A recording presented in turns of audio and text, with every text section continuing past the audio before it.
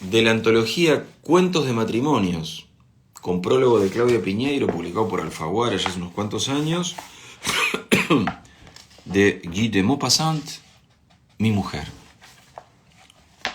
Era el final de una cena de hombres casados, viejos amigos, que se reunían a veces sin sus mujeres, encuentros de varones, como los de otros tiempos. La comida se alargaba, se bebía mucho, se hablaba de todo, se volvía una y otra vez a recuerdos antiguos y alegres, esos recuerdos cálidos que, sin quererlo uno, hacen sonreír los labios y estremecer el corazón. Alguno decía: ¿te acuerdas, George, de cuando fuimos a Saint-Germain con esas dos muchachitas de Montmartre? Claro que me acuerdo. Y volvían sobre los detalles, esto y lo otro, 1000 pequeñas cosas que todavía hoy les daba gusto recordar. La conversación desembocó en el matrimonio y uno de ellos dijo con sinceridad: si fuera posible volver a empezar. Georges Duportaine agregó: es extraordinario cómo se cae fácilmente. Uno está completamente decidido a no casarse jamás y luego, en la primavera, vamos al campo, hace calor, el verano pinta bien, la hierba florece, uno conoce a una joven en casa de amigos y ya está, vuelve casado.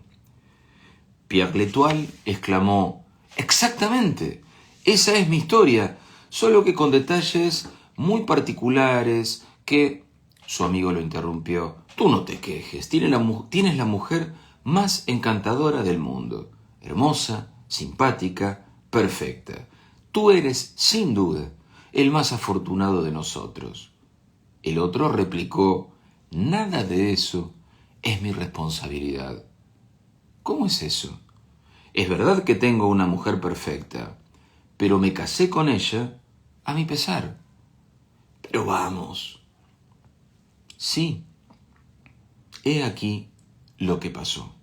Yo tenía 35 años y pensaba tan poco en casarme como en colgarme. Las muchachas que conocía me parecían insípidas y adoraba los placeres. Me invitaron, en mayo, a la boda de mi primo Simón de Ravel, en Normandía. Fue una verdadera boda normanda.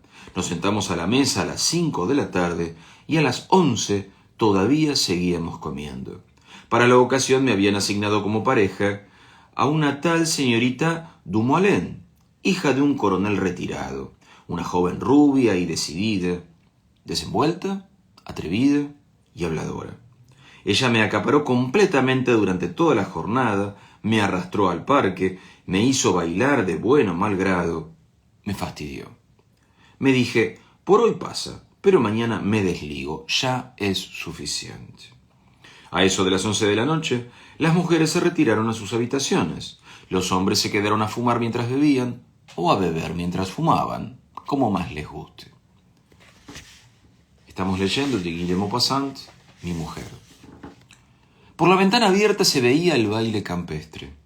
Los toscos aldeanos se movían en ronda, saltando y aullando un aire de danza salvaje que acompañaban tímidamente 2 violinistas y un clarinete ubicados sobre una gran mesa de cocina que hacía las veces de estrado. El canto desaforado de los campesinos tapaba por completo la melodía de los instrumentos, y la débil música, desgarrada por las voces desatadas, parecía caer del cielo en jirones, en pequeños fragmentos de notas dispersas. 2 grandes barriles, rodeados de antorchas llameantes, abastecían de bebida al gentío. 2 hombres se ocupaban de enjuagar los vasos y los cuencos en una cubeta para colocarlos inmediatamente bajo los grifos, de donde emanaba el chorrito rojo del vino o el dorado de la sidra. Y los bailarines, sedientos, los viejos sosegados, las muchachas sudorosas se agolpaban, tendiendo los brazos para tomar a su turno un vaso cualquiera y deslizar por la garganta a grandes tragos, inclinando hacia atrás la cabeza, la bebida elegida. Sobre una mesa había pan, manteca, quesos y embutidos. Cada uno tomaba un bocado de cuando en cuando, y bajo el resplandor de las estrellas Daba gusto contemplar esta fiesta saludable y violenta. Daban ganas de beber uno también del vientre de esos grandes toneles y de comer pan duro con manteca y cebolla cruda. Un deseo loco de tomar parte de esos goces me atrapó y abandoné a mis compañeros. Puede ser que estuviera un poco ebrio, debo confesarlo, pero pronto lo estuve del todo. Tomé de la mano a una gruesa campesina sofocada y la hice saltar locamente hasta quedarme sin aliento. Y después me embuché un trago de vino y enseguida tomé a otra gallarda muchacha. Luego, para refrescarme, bebí un cuenco repleto de sidra y volví a brincar como un poseído. Yo era ágil. Los muchachos, encantados, me miraban buscando imitarme. Todas las muchachas querían bailar conmigo y saltaban torpemente con elegancia de vacas. Por fin, de ronda en ronda, de vaso de vino en vaso de sidra, me encontré, cerca de las 2 de la mañana, tan borracho que no podía tenerme en pie. Consciente de mi estado, quise irme a mi habitación. La mansión dormía, silenciosa y oscura. Yo no tenía cerillas y todo el mundo estaba acostado. En cuanto llegué al vestíbulo, me invadieron los mareos. Como fuera, tenía que encontrar la baranda de la escalera. Por fin la hallé por azar, a tientas, y me senté en el primer peldaño para tratar de ordenar un poco mis pensamientos. Mi habitación se encontraba en el segundo piso, la tercera puerta a la izquierda. Era una fortuna que no me hubiera olvidado de eso. Confiado en ese recuerdo, me levanté, no sin dificultad, y comencé a subir peldaño por peldaño, las manos soldadas a los barrotes de hierro para no caerme, con la idea fija de no hacer ruido. 3 o 4 veces solamente mis pies erraron los escalones y caí sobre las rodillas, pero gracias a la energía de mis brazos y a mi fuerza de voluntad, pude evitar desmoronarme por completo. Estamos leyendo de Guy de Maupassant, Mi mujer. Por fin alcancé el segundo piso y me aventuré por el corredor, tanteando las paredes. He aquí una puerta, yo contaba una, pero un súbito mareo me apartó de la pared y me hizo hacer un recorrido singular que me lanzó contra el muro contrario. Quise volver caminando en línea recta. La travesía fue larga y penosa. Por fin reencontré el lado por donde había venido y me puse a recorrerlo de nuevo con prudencia. Encontré otra puerta. Para estar seguro de no equivocarme, conté con voz más alta, 2, y retomé la marcha. Terminé por encontrar la tercera. Me dije, 3, es la mía, y puse la llave en la cerradura. La puerta se abrió. Pensé, a pesar de mi aturdimiento, puesto que se abre, seguro que es mi habitación, y avancé entre las sombras después de cerrar la puerta suavemente. Tropecé con algo blando, mi sofá. Me acosté enseguida sobre él. En mi situación no debía obstinarme en buscar la mesa de noche, el candelabro, las cerillas. Eso me llevaría 2 horas por lo menos, y me haría falta otro tanto de tiempo para desvestirme, y tal vez no lo consiguiera. Renuncié. Me saqué solamente los botines, me desabotoné el chaleco que me estrangulaba, me aflojé el pantalón y me dormí con un sueño invencible. Pasó mucho tiempo, sin duda. Me despertó bruscamente una voz vibrante que decía, muy cerca de mí, ¿qué pasa, perezosa? ¿Todavía acostada? Son las 10, ¿sabes? Una voz de mujer respondió, ya voy, estaba tan cansada de ayer.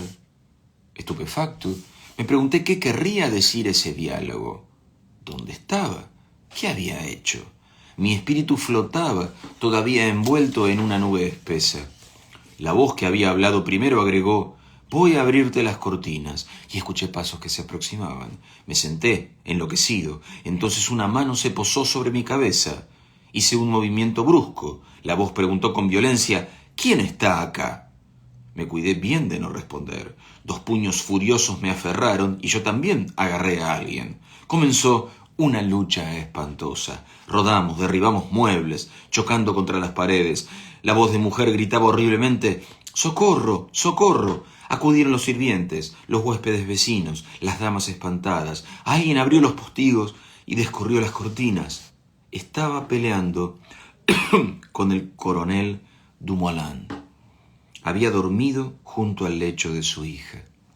Cuando nos separaron, huí a mi habitación, agobiado por el descubrimiento. Me encerré con llave y me senté con los pies sobre una silla, pues mis botines habían quedado en el cuarto de la joven. Escuchaba un gran tumulto en toda la casa, puertas que se abrían y cerraban, cuchicheos, pasos veloces. Al cabo de media hora golpearon a mi puerta. Grité: «¿Quién es?». Era mi tío, el padre del recién casado. Abrí. Estaba pálido de rabia y me trató con dureza. «Te has portado en mi casa como un patán, ¿escuchas?».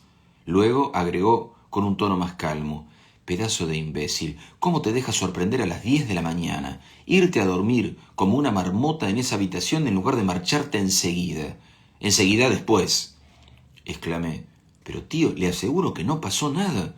Me equivoqué de puerta. Estaba borracho». Se encogió de hombros. «Vamos, no digas pavadas». Levanté la mano y dije: «Se lo juro por mi honor». Mi tío replicó: «Claro, está bien, tu deber es decir eso». Me enojé a mi vez y le conté todo el problema. Él me miraba con ojos asombrados sin saber si debía creerme. Luego salió para conversar con el coronel. Comprendí que se había formado una especie de tribunal de madres al cual le eran sometidos los diferentes aspectos de la situación. Una hora más tarde mi tío volvió. Se sentó con aire de juez y comenzó: «Sea lo que sea, no veo más que un modo de sortear este asunto, y es que te cases con la señorita Dumoulin». Di un salto de pavor. «Eso nunca, desde ya que no». Preguntó gravemente: «¿Qué piensas hacer entonces?». Respondí con tranquilidad: «Pues irme cuando haya recuperado mis botines». Mi tío replicó: «Hablemos en serio, si te parece. El coronel está resuelto a saltarte la tapa de los sesos en cuanto te vea, y puedes estar seguro de que no amenaza en vano. Le hablé de un duelo, pero él me respondió: no, ya le he dicho que le haré saltar la tapa de los sesos». Examinemos ahora la cuestión desde otro punto de vista. O bien, sedujiste a la niña y entonces, tanto peor para ti, hijo mío, eso no se le hace a las muchachas. O bien te equivocaste estando ebrio, como tú dices. Entonces es todavía peor. Uno no se mete en situaciones tan ridículas. De todos modos, la pobre niña ha perdido su reputación, pues nadie creerá jamás las explicaciones de un borracho. La verdadera víctima, la única víctima aquí, es ella. Reflexiona. Y se retiró mientras yo gritaba a sus espaldas: «Hable todo lo que quiera, no me casaré». Me quedé solo una hora más. Entonces fue el turno de mi tía. Lloraba. Usó todos los razonamientos posibles. Nadie creía en mi error. Era imposible admitir que la muchacha se hubiese olvidado de cerrar la puerta en una casa llena de gente. El coronel la había castigado. Ella lloraba sin parar desde la mañana. Era un escándalo terrible, imborrable. Y mi buena tía añadió: «Pídela hoy en matrimonio. Puede ser que se encuentre el modo de sortear este asunto discutiendo las condiciones del contrato». Esa perspectiva me alivió y acepté escribir mi petición. Una hora más tarde volví a París. A la mañana siguiente me avisaron que mi petición había sido aceptada. Entonces, en 3 semanas, sin que pudiera encontrar un ardid, una excusa, se publicaron los avisos, se enviaron las participaciones, se firmó el contrato y yo me encontré un lunes a la mañana en el coro de una iglesia iluminada, al lado de una joven que lloraba, después de haberle declarado al alcalde que aceptaba tomarla por esposa hasta que la muerte nos separara. No había vuelto a verla y la miraba de costado con un cierto asombro hostil. Sin embargo, no era fea, nada fea. Me dije: no la esperan días muy alegres. Ella no me miró ni una vez en toda la tarde, ni me dijo una palabra. Hacia la medianoche entré en la habitación nupcial con la intención de hacerle saber mis resoluciones, pues yo era el patrón ahora. La encontré sentada en un sillón, vestida con la ropa que había usado en el día, con los ojos rojos y la tez pálida. Se levantó apenas entré y vino gravemente hacia mí. «Señor», me dijo, «estoy lista para hacer lo que me ordene. Me mataré si usted así lo quiere». Estaba tan linda en ese papel heroico la hija del coronel. La besé, estaba en mi derecho, y me di cuenta enseguida de que no me habían estafado. Hace 5 años que estoy casado, nunca lo he lamentado todavía. Pierre L'Etoile se quedó callado. Sus compañeros rieron. Uno de ellos dijo: el matrimonio es una lotería. Nunca hay que elegir los números. Los del azar son los mejores. Y otro agregó, para concluir: sí, pero no olvidemos que el dios de los borrachos eligió por Pierre. De Guy de Maupassant, Mi mujer. En Cuentos de matrimonios, con prólogo de Claudia Piñeiro.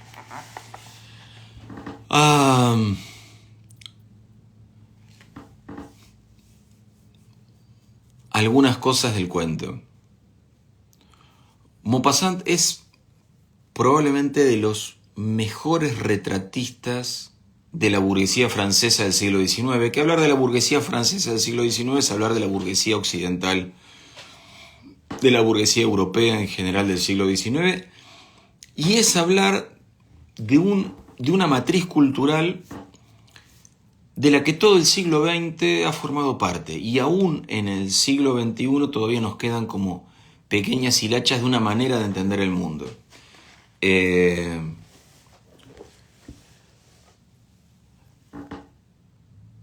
Me llamó la atención, entre otras cosas, ¿en qué es muy del siglo XIX el cuento, por ejemplo? No sé si vieron que el cuento tiene una pequeña introducción, antes de la historia de Pierre. Es un conjunto de hombres están cenando juntos, riéndose, como en un encuentro de varones, puesto así entre paréntesis en el original. Y están hablando del matrimonio, sí, es una lotería, no, uno dice que no se va a casar y finalmente se casa, están haciendo esos comentarios, y Pierre toma la palabra y cuenta su historia.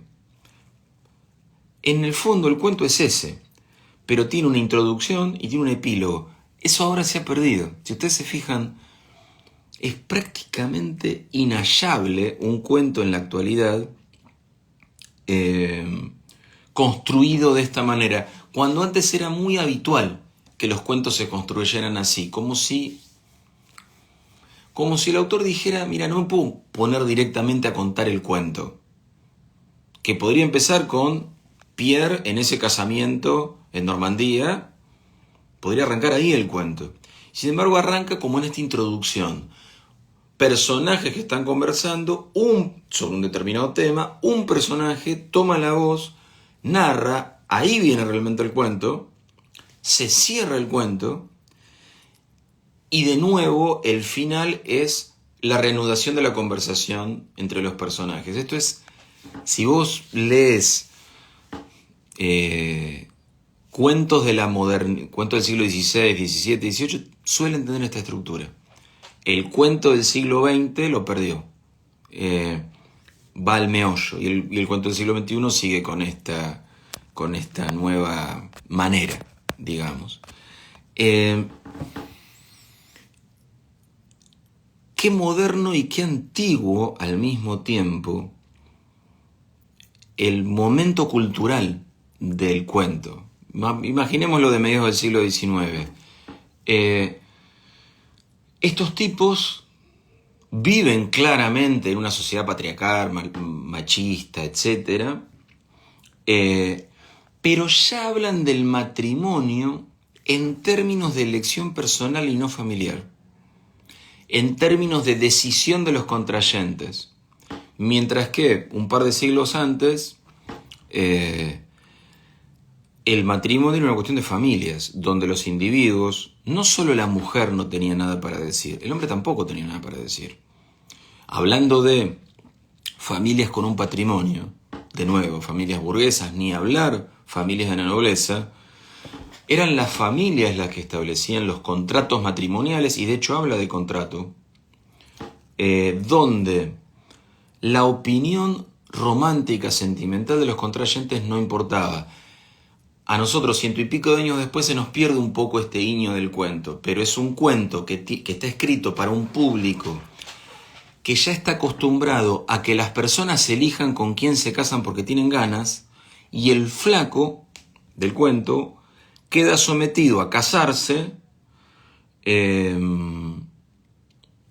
por este equívoco en el que se vio inmerso, como en el tipo antiguo de relación. Ni la conozco, no la vi, no charlé nunca con ella, y me tengo que casar, y ella se tiene que casar conmigo. Y otro elemento bien tradicional, hoy fíjese que el análisis es más histórico que literario, disculpen, pero salió por este lado.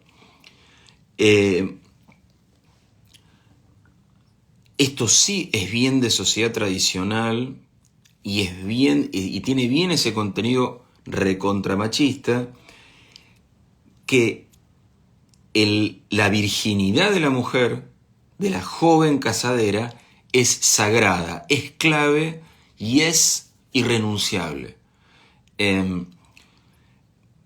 Se ven las conversaciones que sostienen durante esa mañana atroz. El tío, el padre de la chica lo quiere matar, el tío lo entiende, y la tía dice, independientemente de que sea verdad lo que vos decís sobre que te equivocaste y entraste a esa habitación, la honra de la chica está mancillada. Eso significa que no va a poder hacer un buen matrimonio. Definitivamente, porque ya se corrió la voz.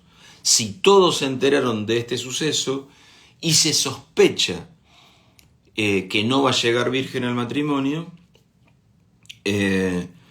todo su futuro, su capital matrimonial está arruinado. Y fíjense que no hace tanto. Sí, son 100 y pico de años. Pero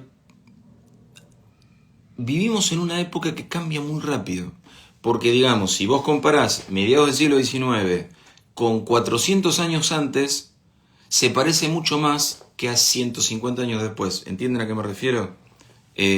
Los que habitamos una época de grandes cambios somos nosotros. Y realmente son cambios vertiginosos para las cabezas de las personas. Las cabezas del ser humano evolucionan lentamente, y con esto ya casi estoy terminando con mi análisis. Que a veces lo rondamos en estas conversaciones de vivos de Instagram.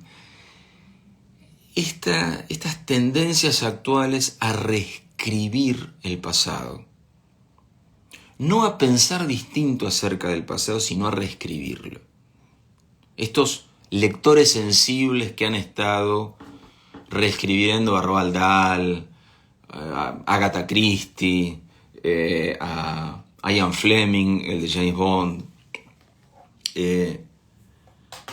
Esa misma mirada de corrección política podría decir, che, qué cuento machista este de Maupassant, recontra machista.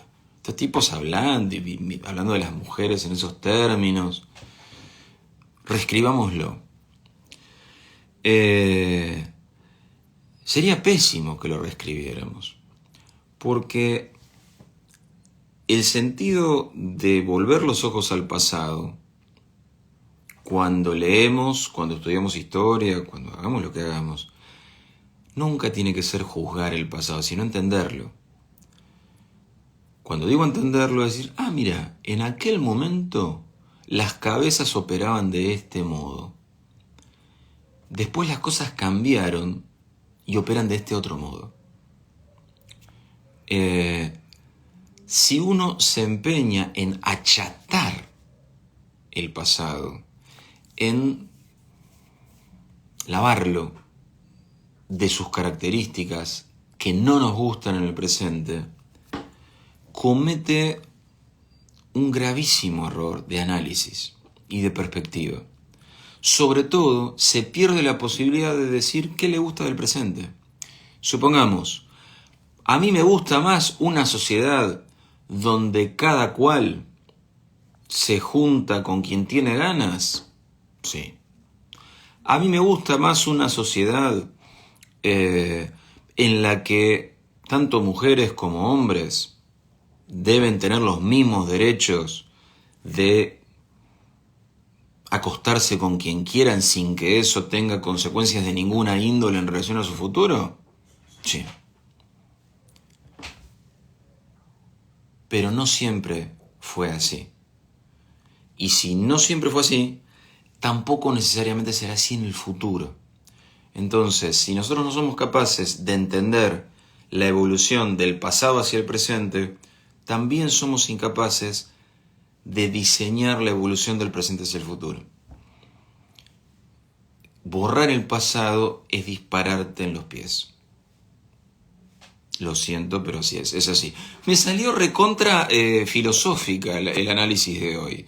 En fin, bueno, lo siento. No, literariamente es un cuento más sencillo, salvo eso que les contaba entrar, esta cosa clásica de introducción y epílogo por fuera de la historia.